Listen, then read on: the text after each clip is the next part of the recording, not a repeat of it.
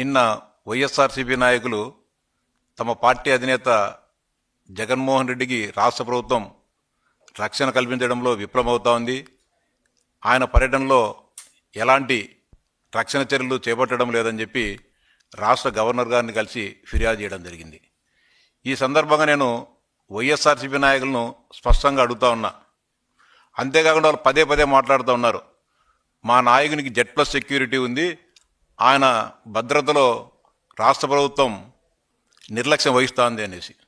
Z+ security అనేది మీరో నేను ఇచ్చేది కాదు జగన్మోహన్ రెడ్డి, అది కేంద్ర ప్రభుత్వము ఆ వ్యక్తికి ఉన్న ప్రమాదాన్ని అంచనా వేసి Z+ సెక్యూరిటీ ఇవ్వడం జరుగుతుంది.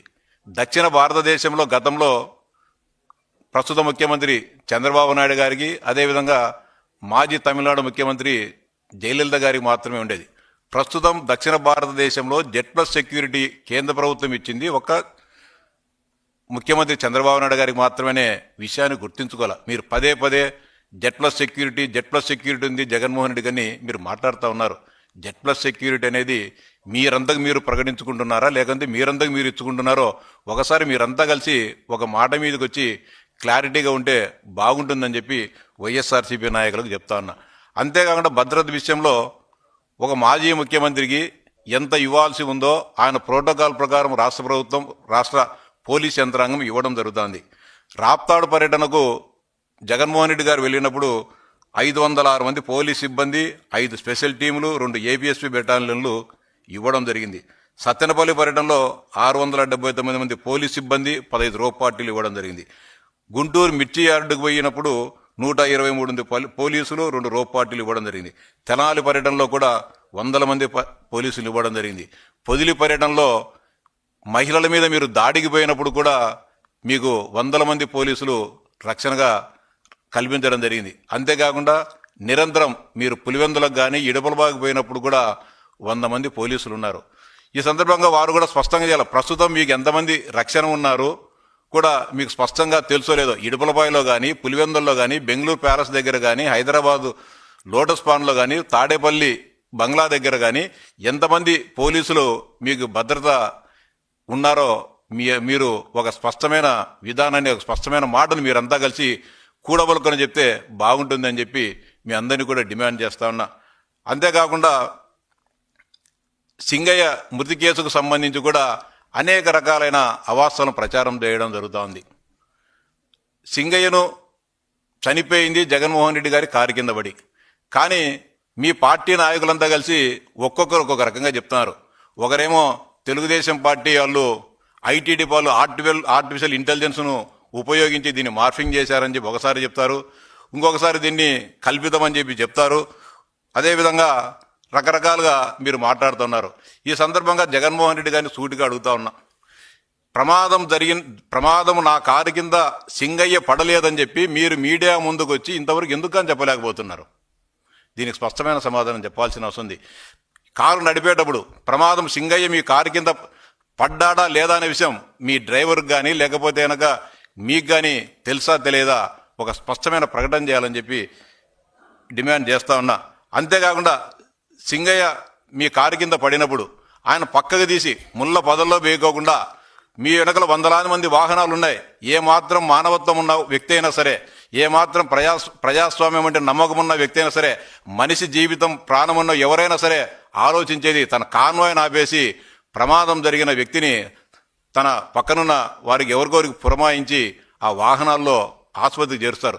ఎందుకు గాని మీరు నీ వెనకల 100 మంది వాహనాలు ఉన్నా కూడా అతని ముళ్ళబొదల్లో వేయాల్సి వచ్చింది. తర్వాత కూడా చెప్తున్నారు, మీ సాక్షి ఛానల్లో కానీ మీకు అనుకూలమైన ప్రసార సాధనాలలో సింగయ్యను వదిలేశారు, లేకపోతే సింగయ్యను అక్కడ ఎలాంటి ప్రమాదం జరగలేదని చెప్పి మీరు రకరకాలుగా మాట్లాడుతున్నారు. అది వాస్తవం ఏదో తెలియజెప్పండి. మీ అందరికీ కూడా నేను చెప్పేది ఒకటే, జగన్మోహన్ రెడ్డి గారు కానీ లేకుంటే మీ పార్టీ నాయకులు రకరకాలుగా మాట్లాడద్దు. అబద్ధాలు చెప్పేటప్పుడైనా కూడా అదిగినట్టు ఉండాలంటారు ఎవరైనా సరే. మీరందరూ కూడా ఒక మాట మీదకి రండి. అది ఆర్టిఫిషియల్ ఇంటెలిజెన్సా, లేకపోతే కనుక మార్ఫింగా, లేకపోతే ప్రమాదమే జరగలేదా, ప్రమాదం జరిగింటే మేము గమనించలేదా అనే విషయాన్ని కూడా మీరందరూ కూడా ఒక మాట మీద రాలేకున్నారు. ప్రమాదాలు జరగడం అనేది సహజం, కానీ తప్పు ఒప్పుకోవడంలోనే మీ గొప్పతనం ఉంటుంది. మా కారు కింద పడినారు, మా ప్రమాదం జరిగింది, పొరపాటు జరిగిందని ఒక్క మాట జగన్మోహన్ రెడ్డి గారు ఎందుకని చెప్పలేకపోతా ఉన్నారు? ఎందుకను మీరు దీని మీద దాన్ని అవమానంగా భావిస్తా అభద్రతకు లోనవుతున్నారు? అంతేకాదు దీనిపైన కూడా రకరకాలుగా మీరు మాట్లాడడం జరుగుతోంది. మీరందరూ కూడా, మీ పార్టీ నాయకులందరూ కూడా సింగయ్య ఏ విధంగా మృతి చెందాడనే దానిపైన ఏకాభిప్రాయానికి రావాలని చెప్పి మిమ్మల్ని అందరినీ కూడా కోరుతా ఉన్నా.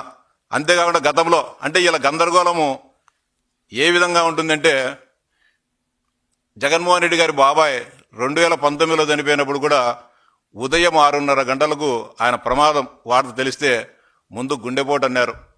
తర్వాత మళ్ళా కొంచెం సేపు గందరగోళం అయిన తర్వాత మధ్యాహ్నానికల్లా మర్డర్ అన్నారు.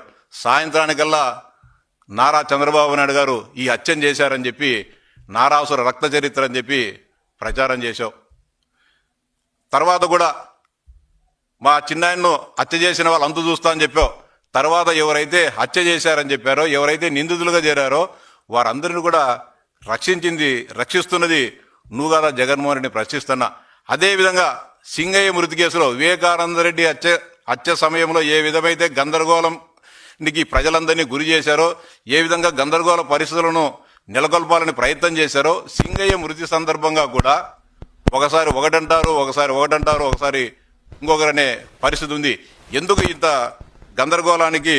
ఈ గందరగోళం న్యాయాలంతా కూడా వైఎస్ఆర్సీపీలోనే ఉన్నారు. వాళ్ళందరూ కూడా ఆ గందరగోళం నుంచి బయటికి రావాలని చెప్పి విజ్ఞప్తి చేస్తూ ఉండా.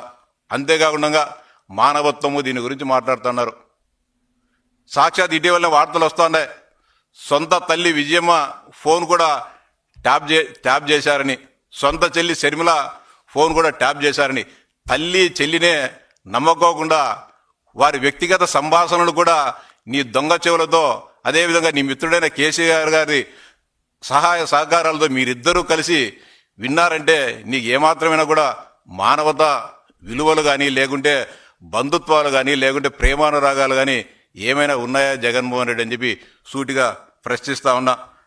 అంతేకాకుండా మేము ప్రజాస్వామ్యబద్ధంగా పరిపాలన చేశాం, ఇప్పుడు నా పర్యటనలో ఇబ్బందులు పెడుతుంది ప్రభుత్వం చెప్తున్నారు. చంద్రబాబు నాయుడు కుప్పం పోయినప్పుడు మీరు అడ్డుకుంది వాస్తవం కాదా? అంతేకాకుండా అయ్యన్న పాత్రుడు గారి కుమారుడి పెళ్లికి అని చెప్పి విశాఖపట్నం పోతే, విశాఖపట్నం ఎయిర్పోర్ట్లోనే చంద్రబాబు నాయుడు గారిని 8 గంటల పాటు అడ్డుకున్నది వాస్తవం కాదా? అంతేకాకుండా అనపర్తి పర్యటన పోయినప్పుడు లారీలను అడ్డం పెట్టి చీకట్లో బాబు గారిని లైట్లు కూడా ఆపేస్తే సెల్ ఫోన్ లైట్లతో కిలోమీటర్ల మేర రోడ్డమ్మడి కూడా ఆయన నడిచొచ్చిన సందర్భం నీకు గుర్తు లేదా జగన్మోహన్ రెడ్డిని ప్రశ్నిస్తా ఉన్నా. మాచర్లలో తెలుగుదేశం పార్టీ కార్యకర్తను హత్య చేస్తే ఆ సంబంధిత కుటుంబాన్ని పరామర్శించేదానికి బాబుగారు ఉండవల్లి నివాసించి బయలుదేరితే ఉండవల్లి నివాసానికే తాళ్ళు గొలుసులు కట్టి వాహనాలు బయటికి రాకుండా చేసిన సంఘటనను ఈ రాష్ట్ర ప్రజలు ఎవరు మర్చిపోలేదు జగన్మోహన్ రెడ్డి చెప్తా ఉన్నా. అంతేకాకుండా మీ పార్టీ నాయకుడు జోగి రమేష్ సాక్షాత్తు బాబు గారి ఇంటి మీదకే దాడికి పోయిన విషయాన్ని కూడా ఎవరు కూడా మర్చిపోలేదు జగన్మోహన్ రెడ్డి అని ప్రశ్నిస్తున్నా.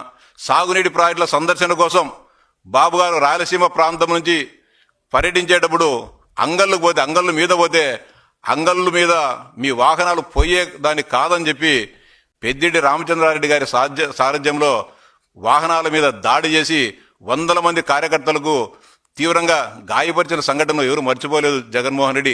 ఆ రోజు ఏం సంబంధం లేకుండా కూడా బాబు గారితో పాటు మా అందరిపైన చాలా మంది పైన దాదాపు 600-700 మంది మీద తెలుగుదేశం పార్టీ కార్యకర్తల మీద హత్యాయత్నం కేసులు పెట్టి నెలల పాటు వేధించి నెలల పాటు జైల్లో నిర్బంధించిన సంఘటన కూడా ఎవరు మర్చిపోలేదు జగన్మోహన్ రెడ్డి. ఇలాంటి మీరు అదేవిధంగా యువగలం పాదయాత్రలో అడుగడుగునా కూడా మీరు అడ్డుపడేది వాస్తవం కాదా?